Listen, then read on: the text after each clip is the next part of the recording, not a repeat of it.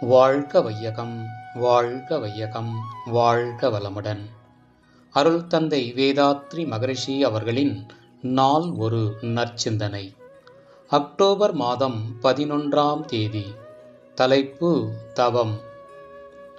தவம் என்னும் யோகமானது மனித வாழ்வுக்கு இன்றியமையாத வாழ்க்கை நெறி. இதன் மதிப்புணர்ந்த பெரியோர்கள் தங்கள் வாழ்நாளை அர்ப்பணம் செய்து மனித குலத்துக்கென உருவாக்கி போற்றி காத்து தேவையும் தகுதியும் உள்ளவர்களுக்கு உதவ செய்தனர். தற்காலத்தில் வாணிப நோக்கமுள்ள பலரால் யோகத்தின் கருத்தும் செயல்முறைகளும் விளைவுகளும் திரித்து கூறப்படுகின்றன. அவ்வாறே பரவலாக போதிக்கப்பட்டும் வருகின்றன. மாயா ஜாலங்களை புரிந்து மக்களை மயக்கவல்ல அற்புத ஆற்றல்களை அளிக்கும் பயிற்சி முறையே யோகம் என்றும், தனிமனிதன் பெருமையையும் புகழையும் உயர்த்தும் ஒரு சாதனைதான் யோகம் என்றும் பொதுமக்கள் கருத்து கொள்ளுமாறு யோகத்துக்கு பொருள் கூறப்படுகின்றது. பல இடங்களில் யோகம் என்னும் தவத்திற்கு உண்மை விளக்கம் கூறி வருகின்றேன். அறிவாளிகள் சிந்தனையாளர்கள் ஏற்றுக்கொள்கின்றனர். உண்மை உணர்ந்த தெளிவிலே மனநிறைவு பெறுகின்றனர்.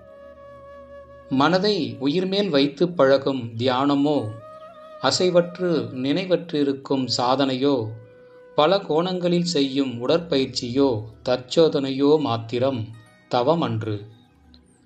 மனித பிறவியின் பெரு நோக்கத்தையும் மதிப்பையும் உணர்ந்து அறிவின் நிலை அறிந்து பேரறிவு நிலை எய்தி புலன்களை ஒழுங்குபடுத்தி ஒழுக்கம், கடமை, ஈகை என்னும் அறநெறிகளை தனதியல்பாக கொண்டு அயரா விழிப்பு நிலையோடு தானும் வாழ்ந்து பிறரையும் இனிதாக வாழ வைக்கும் உயர் வாழ்வே தவமாகும்.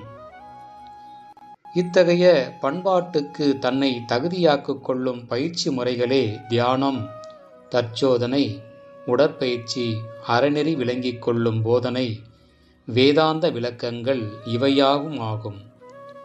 இவையெல்லாம் வழிகளே. முடிவு அறிவை அறிந்த பேரற வாழ்வாகும். அருள் தந்தை அவர்கள் வாழ்க வளமுடன்.